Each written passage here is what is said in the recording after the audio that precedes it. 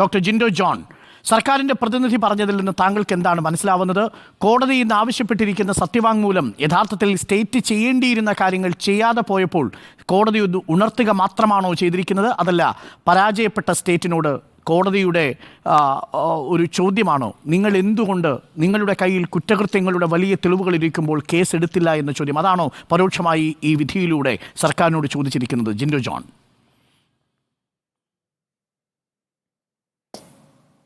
ശ്രീ അരുൺകുമാർ, എനിക്ക് സർക്കാരിന് വേണ്ടിയിട്ട് വാദിക്കുന്ന പ്രതിനിധി അരുൺകുമാറിന്റെ വാക്കുകളിൽ നിന്ന് മനസ്സിലായ ഒരു കാര്യം, അവരെല്ലാം CPM പ്രതിനിധികൾ അല്ലെങ്കിൽ LDF വേണ്ടി വാദിക്കുന്ന ആളുകൾ ഇന്ന് ഈ നിമിഷം വരെ കേരളത്തിൽ നടന്നിട്ടുള്ള മുഴുവൻ മാധ്യമ ചർച്ചകളിലും പൊതുസംവാദങ്ങളിലും കോടതിയിൽ നിന്ന് പുറത്തു വന്നിട്ടുള്ള അച്ചടിച്ച് വിതരണം ചെയ്തിട്ടുള്ള കോടതി വിധികളിൽ മാത്രം പരാമർശിച്ചുകൊണ്ടാണ് അവർ സംസാരിച്ചിട്ടുള്ളത് എന്ന് തന്നെ നമ്മൾ വിശ്വസിക്കണം, അല്ലേ?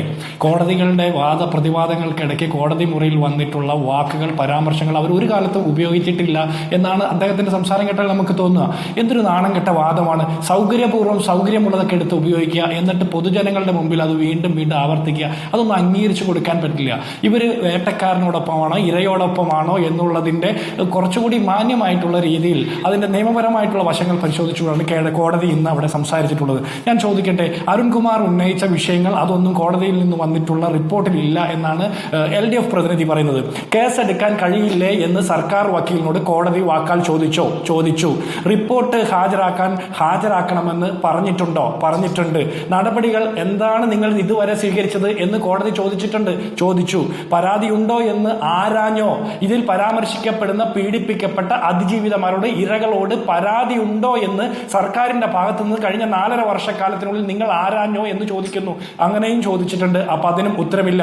ഇനി ഒരു ക്രൈം അറിഞ്ഞാൽ അതിൽ പരാതിയില്ലാതെ കേസെടുക്കാൻ സാധിക്കില്ലേ എന്ന് ചോദിച്ചാൽ കേരളം കഴിഞ്ഞ 3 ദിവസമായിട്ട് ചോദിക്കുന്ന അതേ ചോദ്യം തന്നെ കുറച്ചുകൂടി നല്ല ഭാഷയിൽ കോടതി സർക്കാർ വക്കീലിനോട് ചോദിച്ചു എന്ന് വേണം നമ്മൾ സാമാന്യ ബുദ്ധി അനുസരിച്ച് മനസ്സിലാക്കാൻ. അടുത്തത്, ഈ റിപ്പോർട്ട് കെട്ടിപ്പൂട്ടി വെക്കാനുള്ളതാണോ എന്ന് ചോദിച്ചാൽ അതിന്റെ അർത്ഥം പൊതുഖജനാവിൽ നിന്ന് കോടിയിലധികം രൂപ മുടക്കിക്കൊണ്ട് ഒരു അന്വേഷണ കമ്മിറ്റിയെ വെക്കുന്നു.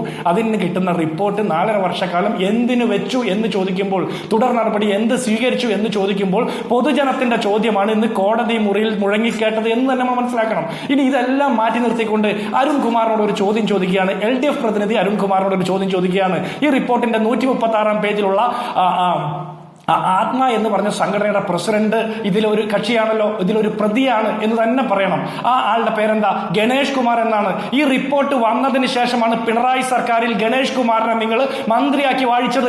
അപ്പോൾ ഈ റിപ്പോർട്ട് അന്നത്തെ സാംസ്കാരിക മന്ത്രി, ഇന്നത്തെ സാംസ്കാരിക മന്ത്രി, കേരളത്തിന്റെ ആഭ്യന്തരമന്ത്രിയായിട്ടുള്ള മുഖ്യമന്ത്രി അടക്കം കണ്ടതിന് ശേഷം നിങ്ങൾ എങ്ങനെയാണ് ഗണേഷ് കുമാറിനെ പോലുള്ള ഒരാളെ, ഒരു മ്ലേച്ഛനായിട്ടുള്ള ഒരു വ്യക്തിയെ പിടിച്ച് മന്ത്രിസഭയിൽ നിങ്ങൾക്ക് വാഴിക്കാൻ പറ്റുന്നത്? അപ്പോൾ നിങ്ങൾ ആരോടൊപ്പമായിരുന്നു എന്ന് നിങ്ങൾ പറയണ്ടേ? അതിന് പകരം നിങ്ങൾ കോടതിയിൽ നിന്ന് വന്ന വാക്കാലുള്ള പരാമർശങ്ങൾ ചർച്ചയ്ക്ക് എടുക്കണ്ട എന്ന് പറഞ്ഞാൽ അതൊന്നും അംഗീകരിക്കാൻ സൗകര്യമില്ല. ഇനി ഒരു കാര്യം ചോദിക്കട്ടെ, കേസ് എടുക്കാൻ പരാതിയില്ലെങ്കിൽ സാധിക്കില്ല എന്ന് പറയുന്നു. ഞാൻ ഇന്ന് രാവിലെ ദൃശ്യമാധ്യമങ്ങൾ കണ്ടപ്പോൾ ഒരു വാർത്ത ശ്രദ്ധിച്ചു. എറണാകുളം വൈറ്റിലയിൽ ഒരു സ്ത്രീയെ പൊതു മധ്യത്തിൽ വെച്ച് ഒരാൾ മർദ്ദിക്കുന്നതിൽ സ്ത്രീക്ക് പരാതിയില്ല, മർദ്ദിച്ച ആൾക്കും പരാതിയില്ല. പക്ഷെ പോലീസ് കേസെടുത്തു. എന്തിന്റെ പേരിലാണ് കേസെടുത്ത്? അരുൺകുമാർ അതൊന്ന് ചോദിക്കണ്ടേ? താങ്കൾ ഒരു വക്കീലല്ലേ? താങ്കളുടെ ആഭ്യന്തര വകുപ്പിനോട് ചോദിക്കണം. അടി കിട്ടിയ സ്ത്രീക്ക് പരാതിയില്ല, അടി കൊടുത്ത ആൾക്ക് വേറൊരു അഭിപ്രായ വ്യത്യാസവുമില്ല. പിന്നെ എന്തിന്റെ പേരിലാണ് കേരള പോലീസ് ആ പ്രശ്നത്തിൽ കേസെടുത്തതെന്ന് നിങ്ങൾ പറയണം. പിന്നെ നിങ്ങളുടെ മന്ത്രിമാർ പറയുന്ന ഒരു വിചിത്രവാദമുണ്ട്. 4.5 വർഷക്കാലമായിട്ട് ഈ റിപ്പോർട്ട് ഞങ്ങൾ കണ്ടിട്ടില്ല, വായിച്ചിട്ടില്ല.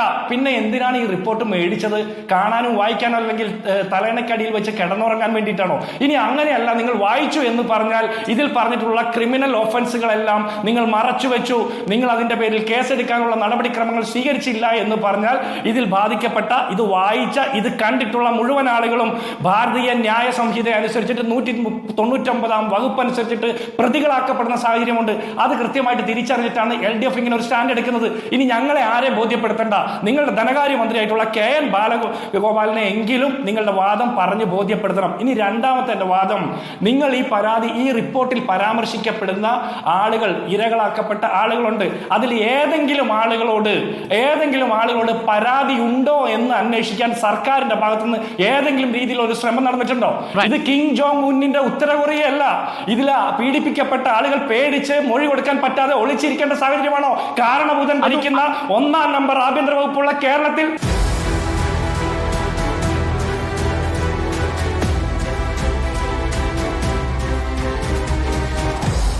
Debate with Arun Kumar.